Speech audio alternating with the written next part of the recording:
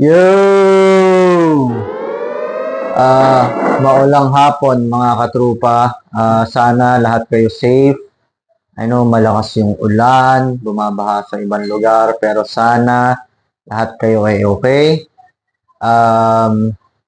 So yun ang tindi ng ulan ngayon, daming lugar na nabaha. Well, ang update lang natin, natapos na po natin yung Rio Boost 12,000, naubos na natin siya. Meron na tayong final total path count kung ilang inabot. Upload natin siya, tinatapos ko lang yung videos ng mga previous day, then we'll go there. But for now, dahil marami tayong mga kababayan na nasalanta, tutulong po tayo dun sa mga taong currently nag-stay dun sa basketball court. So, magbibigay po tayo ng mga food packs. So, samahan nyo na lang ako na maghanda and then kung magpamigay. So, yun. Kita-kits later mga katrupa. Stay safe. Peace out.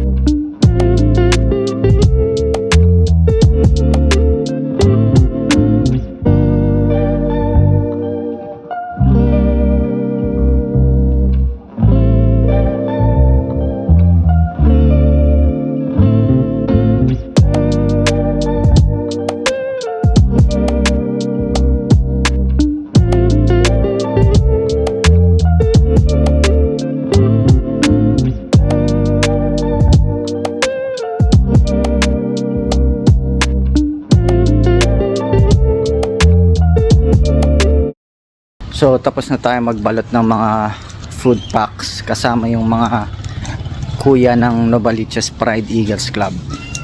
So ngayon pupunta na tayo dun sa kung nasan yung mga tao para ipamigay yung mga food packs. So ayun, see you guys later mga trupa. Stay safe, peace out.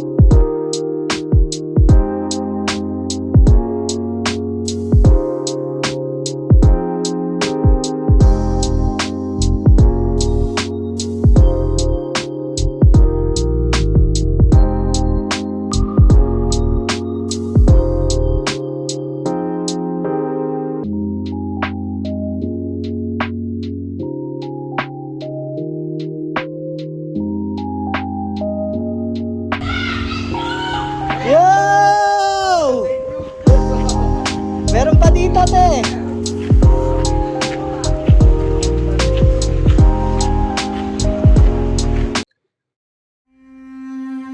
Sa harap ng matinding pagsubok na to, tandaan nyo na ang ating lakas, pagiging masiyahin at katatagan ay mas maliwanag pa kaysa sa pinakamadilim na bagyo.